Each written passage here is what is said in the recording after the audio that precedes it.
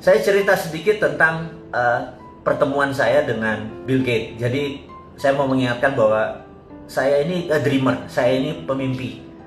Suatu hari Anda tahu bahwa saya di kantong saya selalu punya rumahnya Obama, rumahnya Trump, White House saya gunting, dan ternyata saya sekolah di sana gitu ya. Padahal Kamso ya, come from Deso ya. Terus saya mempunyai impian, yaitu saya gunting fotonya Bill Gates di dompet saya. Kalau ditanya sama orang-orang, ini kenapa ada foto Bill Gates di tempat kamu? Saya bilang, saya itu niat ingin makan malam dengan orang paling kaya di dunia. Gitu, waktu itu Bill Gates. Dan itu udah tahunan yang lalu. Nah, suatu hari Bill Gates datang ke Indonesia. Ada sahabat saya, wartawan senior dari koran kenamaan Indonesia. Kemudian dia bilang, Mas, saya ada tiket, kamu makan malam sama Bill Gates. Waktu itu Bill Gates di zamannya Pak SBY 2009 atau 10 saya lupa ya, kan datang ke Indonesia. Kita makan di Mulia tapi dengan 400 orang. Saya bilang, ini dream come true. Bayangin, setelah saya nempel gambar Bill Gates di dompet saya, karena saya liatin terus, saya bilang suatu hari saya makan malam sama dia, suatu hari saya makan malam sama dia gitu. Alhamdulillah, benar. Apa yang saya lakukan? Saya duduk di round table di Hotel Mulia, Bill Gates duduk jauh. Di situ ya ada orang-orang terkenal lah, ada menteri, ada pejabat-pejabat teras zaman waktu itu. Nah, lagi kita makan, dalam hati saya bilang kayaknya nggak sah sih kalau saya makan malam atau kita makan malam, tapi jaraknya jauh. Emang saya lihat dia, jadi saya cuma ngeliat dia pakai batik, saya ngeliat, oh orangnya gini, orangnya santun, tapi smart, tapi ya gitu deh. Saya cuma sambil membayangkan gitu ya. Nah, tapi saya bilang saya nggak puas nih kalau nggak ngobrol. Ini nggak sah nih gitu ya. Nah, terus di tengah-tengah acara lagi makan ada yang nyeletuk gitu, Mr. Gates, might as well, kan kita lagi bareng-bareng di tempat makan, boleh nggak kami tanya jawab? Terus mereka nanya sama si audience, sama kita yang bertiga ratusan orang ini nanya, is there anyone yang di sini yang mau bertanya pada Mr. Gates? Apa yang terjadi? 300-nya angkat tangan. Saya mau gitu ya. Saya bilang, oh gila. Terus dia bilang, temennya ngomong di sebelahnya, oke, Mr. Gates maybe only bisa answer dengan 5 pertanyaan aja, jangan banyak-banyak. So, siapa yang mau nanya, tolong nulis di kertas gitu ya. Nah, wah, semua orang naik tangannya, dan saya bilang, oke, saya take the moment. Ini kan moment of greatness ya. Saya ambil kertasnya, saya tahu kan teman-teman tahu bahwa saya memiliki sebuah keilmuan, ya ilmu kuno sih, ilmu nggak keren-keren banget, bagaimana memprogram pikiran bawah sadar seseorang. Saya bilang, dia pasti baca tulisan saya, saya tulis gitu ya. Saya lipat, saya taruh. Oke. Kemudian makan seperti biasa, kemudian Mr. Gates buka satu-satu. Udah selesai makan nih, terus gimana? Ada yang mau nanya? Terus dia bilang, oke, saya udah pilih beberapa katanya. Terus who is, dia sebut sebuah nama gitu ya. Dia bertanya apa rencana Bill Gates di Indonesia. Terus Bill Gates cerita, kami akan berencana membuat laptop komputer murah di bawah $100 supaya orang bisa ini dan terkoneksi dengan sistem dan sebagainya. Cita-cita mulia lah, CCM lah gitu ya. Kemudian pertanyaan kedua, who is, dia sebutin seorang menteri gitu ya, kayaknya dipesen nih. Oke, menteri ini bertanya ini, seorang ibu menteri. Dia cerita. Kemudian dia break lagi. Terus lama berhenti di satu kertas, terus I don't like it. Terus dia taruh, tapi kan mic-nya masih kedengeran kan, mic-nya di sini. Terus ditaruh, dia bilang terus dia nyari question, pertanyaan yang menurut dia oke, gimmick kayak kecil-kecil. Udah 4 pertanyaan. Dia bilang oke, the last pertanyaan terakhir, the last question katanya gitu. Terus diangkat satu kertas. Gitu ya. Terus orang sebelahnya bilang, what is this? I don't know, I don't like the question gitu ya. Ini kata-katanya dia. Terus saya udah tahu nih, jangan-jangan gue bener ya gitu ya. Terus apa yang terjadi? Well, I would like to know this gentleman. Terus karena dia ngomong-ngomong itu, orang-orang bilang, udah lu udah kayak gitu, lu baca aja lah itu pertanyaannya gitu ya. Jadi cair suasana. Terus dia bilang, well anyway, I don't like the question. Jadi dia ngomong sama orang sebelahnya gitu. Anyway, lu udah brought up anyway katanya. Terus apa yang dilakukan?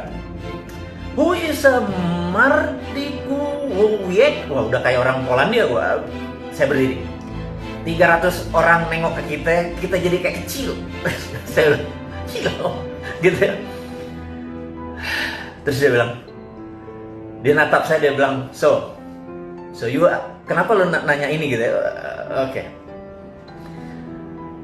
Dia ngomong, I don't think the world is ready, kata dia.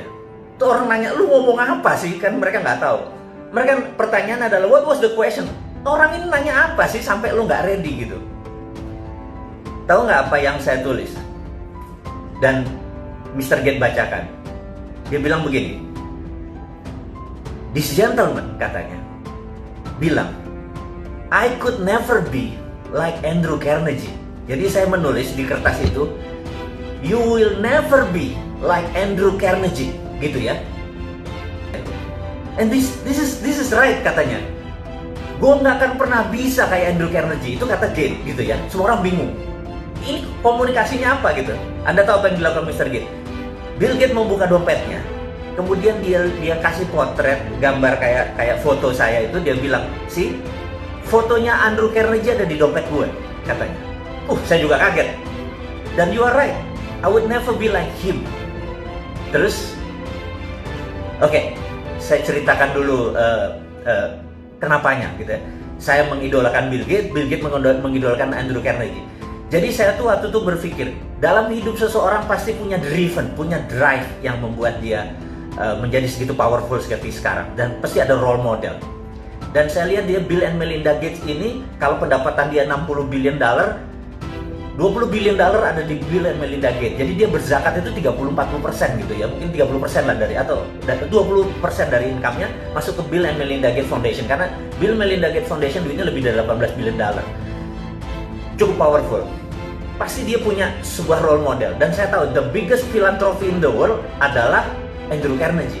Jadi Andrew Carnegie adalah, Anda boleh cek siapa Andrew Carnegie. Di seluruh dunia, museum Andrew Carnegie itu ada, gitu ya. Anda kalau pergi ke Singapura ada, pergi ke Bulgaria ada pergi ke London Anda ketemu museum Andrew Carnegie. Andrew Carnegie mendedicate uangnya untuk pendidikan, informasi, dan museum, koleksi-koleksi sains. Nah, Andrew Carnegie di tahun 1900 dia menjual US Steel, dia memiliki Dow Jones, dan Anda tahu Dow Jones, saya udah nggak bisa diceritain lah. Nah, ada New York Stock Exchange dan lain sebagainya.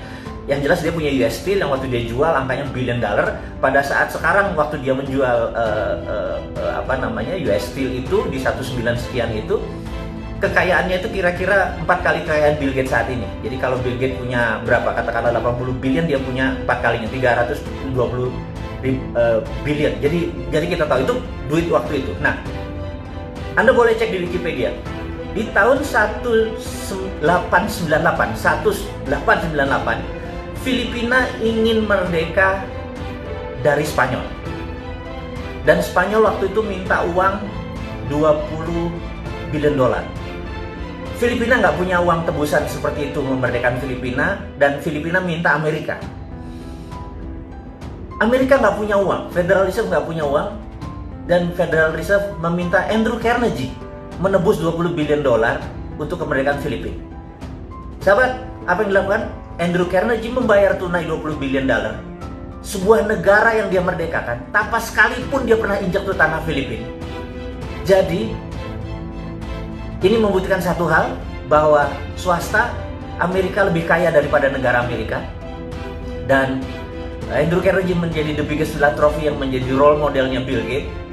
Karena itu di dalam analisa saya menganalisa Bill Gates, saya menebak bahwa dia pasti punya role model gitu ya. Dan saya menebak pasti Andrew Carnegie. Saya nggak pernah tahu, tapi ini kemampuan analisis, kemampuan sontoloyo. Yang sontoloyo itu saya bilang, oke, you could never be like Andrew Carnegie. Lo nggak akan pernah bisa menjadi seorang Andrew Carnegie. Dan dia bilang, you are right, gue nggak pernah bisa jadi Andrew Carnegie. Nah, jadi itulah yang memotivasi dia, itulah yang memotivasi saya bahwa kalau Andrew Carnegie pernah begini, di rumah yatim pun saya mencoba mendedikasikan kecil, filantropi kecil, nggak jauh sekali dari seorang Bill Gates dengan foundationnya atau Andrew Carnegie. Tapi ini gamesnya, mau jadi the best of the best ya kita berkompetisi dengan the best, berkompetisi dengan Andrew Carnegie gitu ya, bukan berkompetisi sama 4L gitu ya, itu bukan kompetitor kita gitu. Dia pernah ya gitu, kompetitor kita gini, bukan kompetitor, role model gitu ya, dan kita bersaing sehat. Kalau 4L mah udahlah, gue males ngomongnya.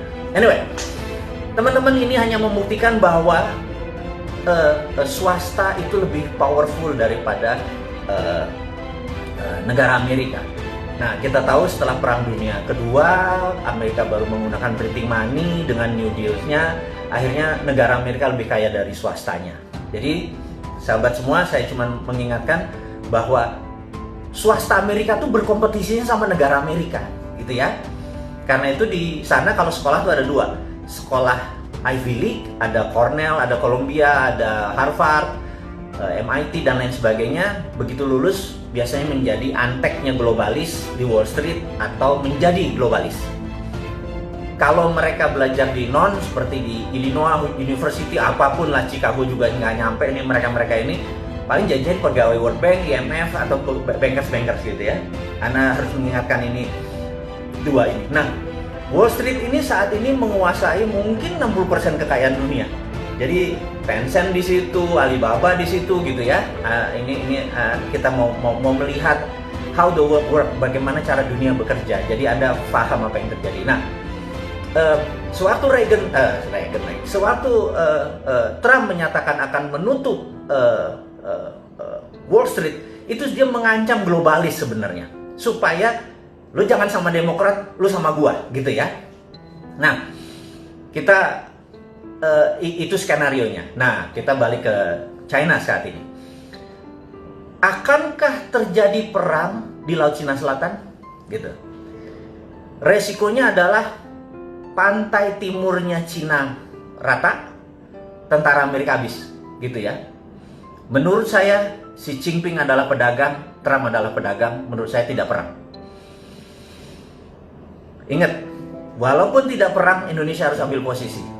Saya tadi kemarin saya pernah bilang, ada tanya 4L apa gitu ya. Ya habis pundak, lutut, apa 4L-nya? Ya lanjutin gitu ya.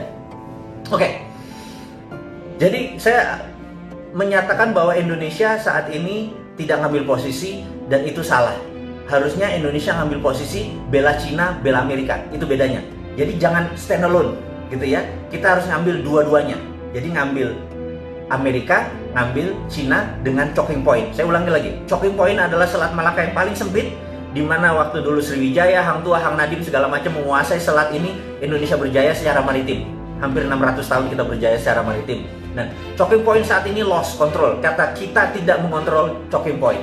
Kalau saya jadi pemerintah Indonesia saat ini, choking point-nya diminta Cina sama diminta Amerika, jawabannya adalah yes. Saya kasih ke Amerika, kalau Amerika memberikan saya 5 tahun pinjaman IMF tanpa bunga, saya minta list yang nggak mungkin Amerika tentuin. Sama Cina juga sama. Yes, saya akan kasih Cina, tapi Cina harus utang di Indonesia dan kewajiban di Indonesia semuanya dinolin lagi dan lain sebagainya. Kasih semua sebuah penawaran yang mereka nggak mungkin bisa penuhi, tetapi di situ terlihat bahwa kita punya standpoint. Jadi Amerika dan Cina lihat kita punya standpoint. Gue di belakang lo kalau, gue di belakang lo kalau gitu ya. Tapi kalau sekarang kita menarik diri, begitu Amerika sama Cina terjadi consolidate, berdamai, apa yang terjadi? Partai Demokrat bingung dan globalis nempel ke Trump. Sekali lagi, ini dunia selalu kayak gitu, globalis nempel ke Trump.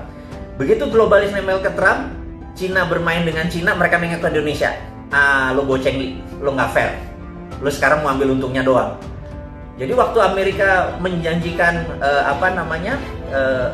mau buat pabrik di Indonesia cuma 34, itu dia tidak dari pemerintah Amerika, itu dari globalisnya. Sabar, kita harus paham sekali ya.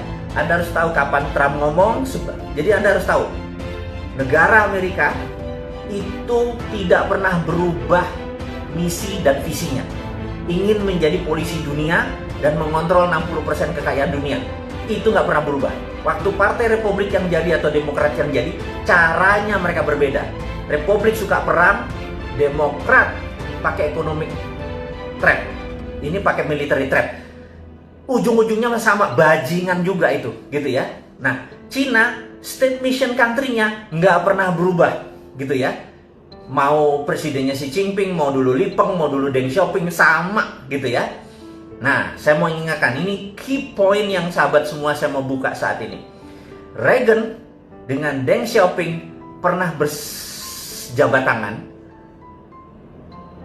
Ingat nih ya, saya ulangi lagi. Deng Xiaoping dan Reagan pernah jabat tangan yang menyatakan 40 tahun lagi Cina harus menjadi negara demokrasi dan itu disetujui oleh Deng Xiaoping. Dengan demikian, tahun itu harusnya tahun 2020 ini Cina harus menjadi negara demokrasi. Demokrasi itu bukan berarti kayak Indonesia sekarang, populer vote, bukan. Tapi pemilihan kepala daerahnya sudah pemilihan langsung. Tapi pemilihan partai komunis Cina-nya tetap. Cina adalah single party country. Cina adalah negara dengan satu partai. Dan di dunia ini ada 7 negara yang single party. Seperti Meksiko juga single party. Jadi Anda jangan kaget-kaget ya kayak gini. Pelajaran-pelajaran geopolitik, geostrategi ini. Anggap aja ini lagi Lemhanas, Anda nggak usah ikut 9 bulan Lemhanas, cukup dengerin Bosman ngomong, Anda udah ikut Lemhanas gitu ya. Nah, sampai mana tadi gue lupa. Oh, dia salaman sama Deng Xiaoping jadi 2020 ini. Tetapi Xi Jinping punya agenda lain. Jadi balik lagi Reagan. Trump saat ini ingin menghukum Xi Jinping untuk mengingatkan, dulu bapak negara lo yang namanya Deng Xiaoping itu sepakat sama Reagan untuk menjadi democratic country. Lo inget ya? Nah lo membangkang nih ya gitu. Jadi ini ada sejarahnya, bukan sekedar trade war. Jadi kalau yang naif tuh bilang, ini perang dagang nggak apa-apa kok, nggak ganggu kita gitu ya. Kebanyakan baca Shinchan sih, jadi gerah gua kadang-kadang gitu. Nah, kita harus tahu bahwa ini ada sejarah. Nah, jadi si Trump ini punya postur adalah, lo mau jadi democratic country lagi nggak? Kalau nggak, Hongkong gue gerakin nih, gitu ya. Dia punya tombol-tombolnya. Jadi mereka ini 2 perang. Sekali lagi, 2 perang. Kalau kita nggak ngerti, toto kita terpecah 3 aja kayak Ghost Fleet. Anda tahu bukunya Ghost Fleet yang dibaca oleh Prabowo, yang tulisannya Peter Senge, seorang analisnya CIA. Kalau protokolnya Ghost Fleet dibaca kayak Balkan, Indonesia pecah 3 beneran nanti, gitu ya.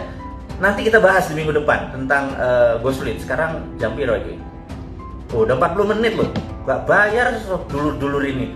Kasih 40 menit ilmu, minta nambah lagi ya gitu ya. Oke teman-teman.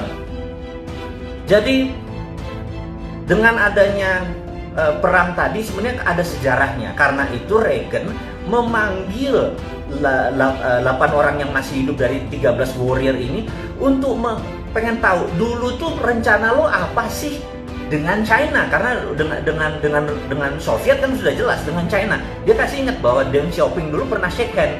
Nah, karena itu saya dalam tulisan saya di video 2030, tahun 2030 China adalah the biggest democratic country in the world. Bayangin, dengan 1,7 billion atau 1,7 miliar manusianya dia menjadi demokratik. Pemilihan daerahnya nanti akan, jadi sekali lagi saya mau ingatkan, China akan menjadi loose. Dengan bargain tersebut currency dia menjadi lebih leluasa. Tapi Trump akan memenangkan lagi. Ingat ya, ini sekali lagi, Trump bisa menang nih. Jadi Trump pulang kampung nanti menyatakan dia menang terhadap China. China bilang kita juga nggak kalah. Jadi dia bukan bilang menang ya, China nggak kalah, nggak kehilangan muka di negaranya. Nah, Trump selesai masalahnya. COVID sekali lagi nggak terlalu penting karena kita live with COVID forever. Oke, sahabat semua. Ada terakhir mungkin saya sekedar mengingatkan bahwa beberapa kita mendapatkan berita bahwa China punya renminbi, punya digital currency, punya dan anti dolar. Tar dulu. Itu misleading kalau anti dolar. Dia memainkannya di dalam negeri. Sekali lagi, dia memainkannya di dalam negeri. Dan kita juga nggak mau kalah dong. Kita kan dari dulu juga sudah bilang bahwa kalau kita ini kan Sontoloyo War nih, kita ini kan bukan heavy on government, kita kan heavy on private, bener ya? Kalau saya nih dapat mandat, tapi tenang, saya tidak akan masuk ke politik, saya janji, karena passion saya nggak di situ. Tapi kalau kita dapat mandat atau misi ini ada yang nerima, kita kasih juga. Kita adalah heavy on private, jadi swastanya tapi bukan kapitalis, bukan 9 naga yang jadi kaya, UKM yang jadi kaya. Jadi kita ini juga pro on private, tetapi UKM, karena itu kita bangun Santara, kita bangun Rifit, kita bangun organisasi untuk mengangkat UKM. Jadi kita tahu 2030 85% ekonomi dikuasai oleh UKM yang going global. Ini mark my word ya. Anda boleh catat kata-kata saya kalau 2030 tidak terjadi 85% ekonomi dunia, saya kasih Anda $1 juta. Anda ingetin, Bosman, $1 juta lo janjiin kalau tahun 2030 85% dunia ini yang menguasai adalah UKM yang going global. Jadi nanti buktinya apa? Sekarang ini perusahaan besar pivotnya susah. Jadi kayak Unilever, Ultra itu pivot. Begitu ada perubahan terhadap COVID, terhadap distancing dan lain sebagainya, merubah badannya yang besar itu nggak mudah.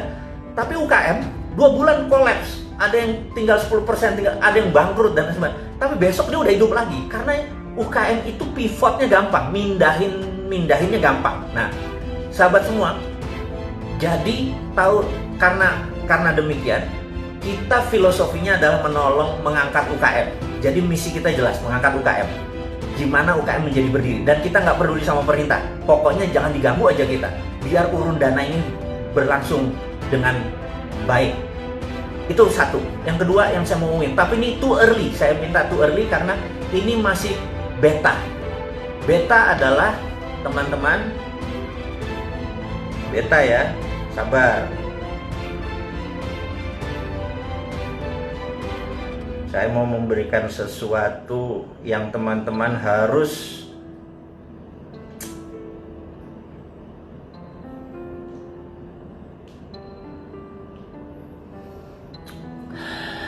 kebalik ya. Kalau kebalik nanti kita akan kasih. Oh, kebacanya kebalik ya. Oke. Tanggal 20 bulan Mei 2020 jam 20, saya atau kita bersama-sama sahabat semua akan meluncurkan yang namanya dinaran. Dinaran adalah cara pembayaran rupiah Anda. Setiap Anda masukkan rupiah, ada emas senilai rupiah Anda. Jadi kalau masuk naik, rupiahnya naik. Dan setiap Anda belanjakan pakai ATM tadi, dimanapun, turun 1 juta, ya gramasinya ikut turun. Jadi untuk pertama kali dalam sejarah dunia, rupiah Anda punya underlying emas. Dan inilah menjadi terobosan. Ini sudah ada persetujuan dari semuanya, sudah akan diluncurkan. Anda jangan bangga dengan renminbi, Anda jangan bangga dengan apapun, karena ini produk tanah air. Ini membuat emas Anda nggak ada rupiah Anda tidak ada inflasinya, gitu ya. Kita buka di dinaran.id, itu cuma landing page, belum bisa buat transaksi. Nanti transaksinya ada di apps. Tapi Anda sudah boleh lihat bahwa kita nggak ada matinya sebagai pengusaha, nggak ada matinya sebagai putra bangsa untuk mengangkat derajat bangsa ini. Kita nggak peduli sama pemerintah miring ke Cina, miring ke Amerika, kita nggak peduli. Yang kita pedulin adalah dia harusnya miring ke Indonesia, miring ke putra bangsa, nggak usah terpesona dengan asing-asing itu. Dan berani nggak dia, Dinaran ini, aplikasi kita ini, dipromosikan supaya mulai sekarang kita udah nggak terpikir tentang inflasi, bahkan nggak terpikir ada riba karena harus taruh bunga di deposito supaya inflasi. Ya kan, kalau Anda punya 1 miliar, Anda taruh deposito 5% bunganya, itu untuk cover inflasi kan. Stop, gunakan itu semua, pakai jaminan underlying emas. Tapi ini bukan sekedar jual beli emas. Ini adalah rupiah Anda masukin seperti halnya ATM. Anda punya duit 10 juta, masukin ke ATM, bener nggak? Nah, cuman kalau ATM kan nggak punya apa-apa. Sekarang Anda punya emas senilai menjamin tadi. Waktu Anda belanja 1 juta, ya emasnya turun. Anda diemin aja, harga emas naik, ikut naik. Itu bedanya. Dan sekali lagi, ini akan diluncurkan tanggal 20 Mei tahun 2020 ini, hari Selasa ini, jam 20.00. Kenapa? Karena 20 Mei adalah hari kebangkitan nasional. Dan itu juga merupakan di bulan suci Ramadan, di mana kita ini harus sudah masanya berdaulat. Jangan sekali lagi pernah bangga dengan negara lain, banggalah dengan karya putra bangsa sendiri. Saya minta sahabat untuk mempelajari, melihat landing page ini. Kita diskusi nanti setelah ini ya, bahwa kita bukan sekedar mengkritik, kita bukan sekedar menggurui, nggak ada niatan, tetapi kita mau gandengan tangan, kita mau bersama-sama untuk menjadi sukses. Teman-teman, mudah-mudahan Dinaran ini bisa menjadi salah satu kontribusi kita yang lain lagi tentang kita membantu UKM, membantu bottom of pyramid yang saat ini nggak ada yang ngurusin, menjadi punya personal sovereign wealth fund. Negara punya sovereign wealth fund, yaitu aset-aset kita yang namanya nikel, yang saat ini sama RUU undang-undang minerba akhirnya diangkut dengan rare earth-nya sekalian, dengan uraniumnya, dengan kobalnya segala macam itu diangkut. Sementara harusnya itu kalau kita nih jadi terima mandat, stop semua pertambangan, dan penambangan itu jadiin SWF, sovereign wealth fund. Sama seperti yang rupiah tadi. Ya udahlah, daripada negara masih terlalu sibuk, yang pejabatnya masih memikirkan kantongnya dia, mungkin 7 turunan dia masih kurang cukup uangnya. Apa yang kita lakukan? Kita punya sendiri yang namanya sovereign wealth fund. Anda punya 2 juta taruh, Anda punya 1 juta taruh. Yang penting Anda sekarang tidak bergantung lagi pada bunga bank, tidak bergantung lagi pada sistem perbankan. Ini adalah banking from non-bank. Jadi ini adalah banking tapi dari non-banking. Jadi banking tapi bukan dari bank, gitu ya, dari dinaran. Ini breakthrough, ini mengagetkan banyak teman-teman di dunia OJK dan BI. Tapi ini adalah untuk kita semua, gitu. Ini adalah karya anak bangsa.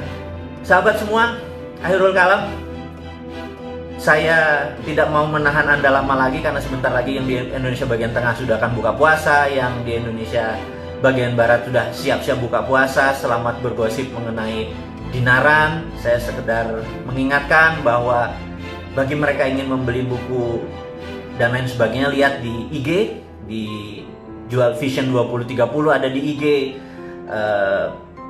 Road to Billionaire ada di IG, dan dinaran.id Anda pelajari landing page-nya, bukan untuk transaksi, tapi tanggal 20 bulan Mei 2020 jam 20, jam 8 malam setelah habis taraweh, kalau bisa Anda lihat apa yang akan kami luncurkan, akan kita luncurkan. Ini milik kita bersama, bukan milik saya, ini milik Anda semua, toh harta-harta Anda, emas-emas Anda juga. Saya cuma membuat sistem yang membuat kita ke depan menjadi berdaulat.